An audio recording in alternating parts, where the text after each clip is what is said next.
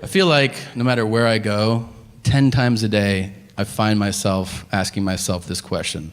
I find myself going like, hey man, is anybody else seeing this shit right now? Have I stepped into a parallel fucking universe or something? Like, I went to buy a coffee just a few weeks ago from a coffee place. Just so there's no confusion, I didn't go to a shoe store, I went to a coffee place, okay? I go up to the lady behind the counter and I go, can I have a coffee? And she goes, well, we have a special promotion. And today for $2, you can get this drink and it has vanilla and there's whipped cream and there's sprinkles on it. And I was like, that's cool. I don't want that. May I have a coffee? And she goes, it's the last day of this special promotion. And I was like, oh, I think I understand the full scope of the promotion. May I have a coffee? And she's like, you're a fucking loser. Here's the thing, this woman was enormous, okay? She looked like 4 people melted into one. So I was like, you know what? You're super fat. You know when shit tastes good. Hook that shit up. I want to try it, right? And she goes, it's $2. And I go, all right. And then I extended a 20, and she goes, And I go, I'm sorry? And she goes, I don't have the change for that. And I was like, oh, so what do you want to do now? Are you saying I have too much money to shop here? And she goes, we just can't handle it. And I was like, handle it. It's a 20. Like, I didn't put the Hope Diamond on the counter and go, figure it out, stupid. Like, it's reasonable, right? And she was just all shoulders, like, oh. I go, nothing? You have no solution? And she goes, do you still want coffee? I'm like, yeah, that part's never changed. That's why I'm here. And I go, you can't resolve this at all. And she goes, you could ask somebody else for change. And I go, another customer in line? And she goes, yeah. And I go, what about the box with buttons in front of you? So I turn around to the line of people and I go, excuse me, do any of you guys have change? Everybody was like, oh, you fucking asshole. Like, you're at the place to get change. You're right there. But then this one Arab guy, and I'm not saying that means anything, but he was, so why leave it out of the story? He goes, I have everything. And I was like, oh. And then he opened his attaché, and he had every denomination of every currency. Like where I could go, I want one of those, I want one of those, I want one of those. He was like, yes, yes, yes. Now enjoy your pussy drink. And I was like, okay, all right. And I want you to know something. I drank that pussy drink, and that's the best shit I've ever had in my entire life. Pussy drinks forever. I'm not sure that's what they're called, so take your chances, but it would be cool if you went to a Starbucks tomorrow and you're like, can I get a pussy drink? And they're like, I think I know what you want. Hold on a second.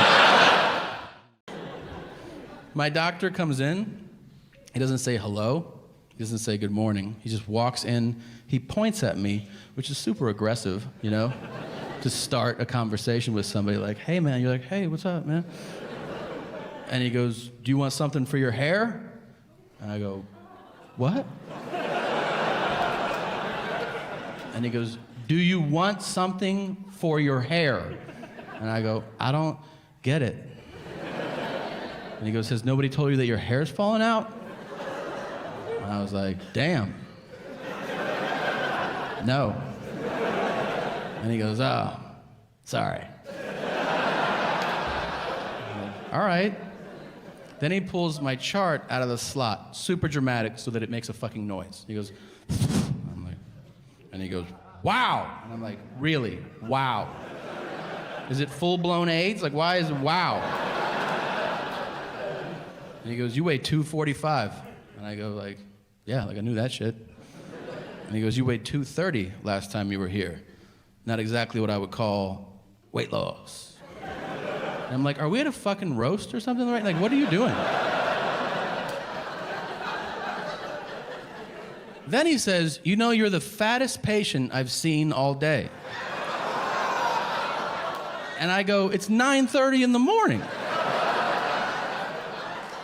And he goes, still. He's like, you know, we ran your blood work. It turns out your muscle enzymes are through the roof. And I go, yeah, man, like, I'm super strong. Like, how is that a problem? And he goes, they're off the charts. I'm like, even better. I'm probably your strongest patient, man. And he goes, I don't think you understand muscle enzymes. And I go, that's true. I don't know what they are. And he goes, well, the only way you could have them this high would be like, A, if you were an Olympic athlete, which clearly, you know, I'm like, dude, what is the deal, man? And he goes, the other way would be if you were a cocaine addict.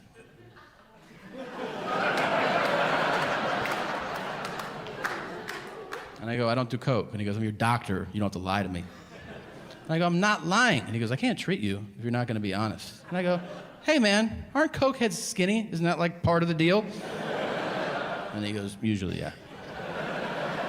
The nurse comes in. She takes my chart out of his hands, and she goes, oh, my God. His muscle enzymes are so high. Maybe he runs marathons. And my doctor goes, look at him. So at this point, I go, this was a lot of fun. Thank you for having me today. Can we just all agree on one thing? Can we just fucking get on board with the fact that it is time to see an end to the man who walks around in public with a cowboy hat on like he's not wearing a cowboy hat in public? I see these guys everywhere. Banks, grocery stores, airports. And now, not only do I see guys wearing cowboy hats, but they have adopted the cowboy persona, like where they think they're actual fucking, like the... Well, pardon me, ma'am. I'll tell you what. I'll tell you what. I'll tell you what. You look fucking ridiculous right now. Like you're a cowboy? Really? Cock-a-doodle-doo. Bang, bang, bang, bang, bang, bang. Fuck out of here.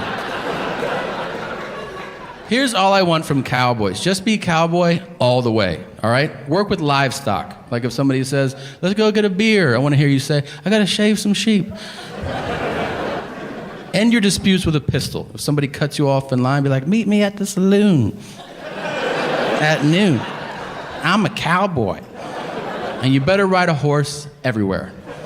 If you wear a cowboy hat, you shouldn't be allowed to sit in cars or look at planes. You should just be like, I tell you what. I tell you what. San Francisco sure is a pretty city. Yeah, I'll see you there in 6 months when you get there on your fucking horse.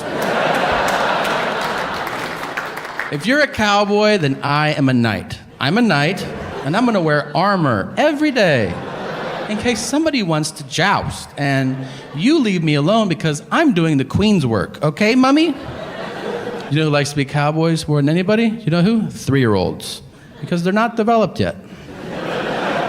And they go, mommy, and you go, yes, you're a cowboy, and your sister's a princess, and your father's fucking Batman. Because you live in La La Land, you don't know what's going on right now.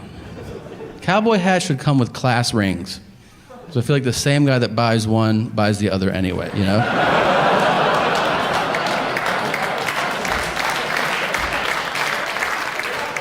Check it out, 87. I scored 14 touchdowns that year. I just realized I do have a hobby. It's probably the saddest, most pathetic hobby there is, and that is just watching television shows.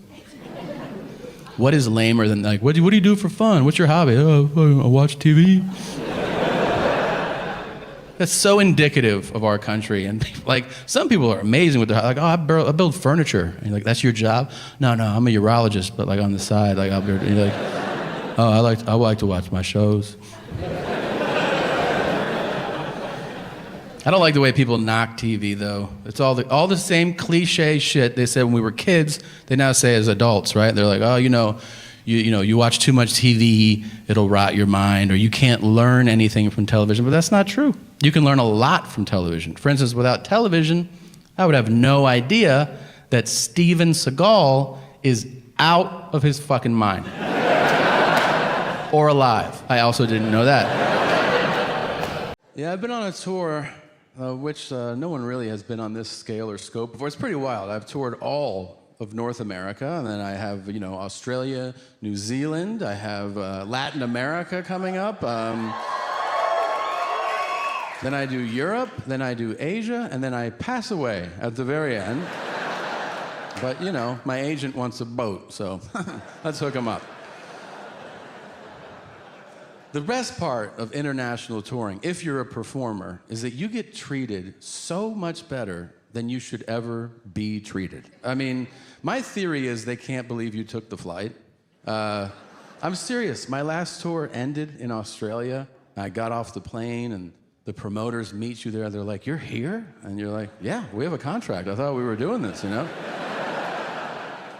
And then they offer you the world. It's wild. Like, they go, "We're going to take you to the best restaurant in the country tonight." I go, "Oh, wow, thank you." And they go, "Tomorrow, you'll be on the field for a rugby match." I'm like, "No shit." And they go, "The next day, you're going to meet the prime minister." And you're like, "This is for stand-up? Are you sure about this?" One of them says to me, "Would you like a private tour through an animal sanctuary?" And I was like, yeah, I would. It was amazing. Then the lady in charge of that place goes, "Would you like to hold a koala?" I go, "Let me ask you something. Who the fuck says no to that?" Of course I want to hold a koala. They're adorable. And I did, and it was. And then she walked me out. And she goes, "I hope you have great shows in Australia." I said, "Thank you very much." She goes, "Can I ask you a favor?" I'm like, "Yeah, anything." She goes, "Don't make the same koala jokes everybody makes." And I go, "You got it." What the fuck would those be? And she goes, "Because koalas have chlamydia." And I go, "Wait, what?" She goes, "Most koalas in the wild have chlamydia, but it's a different strain than what humans have." Okay. She goes, "Everybody makes the same joke. Don't fuck a koala, because you'll get chlamydia. And it's just not true." Okay. And she goes, "Will you tell people?"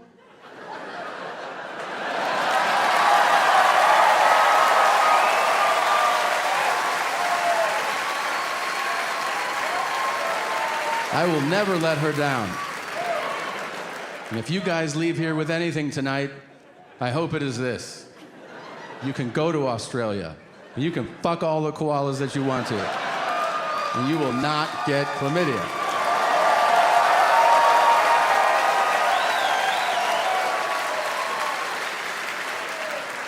Also, speaking from experience, it is not that fun. They wiggle a lot, they smell weird. I recommend a hand job from a kangaroo. They have these little paws, and they let you come in their pouch, and they bring it home to their families. That's a bloomin' onion, mate, isn't it? Yeah, it is.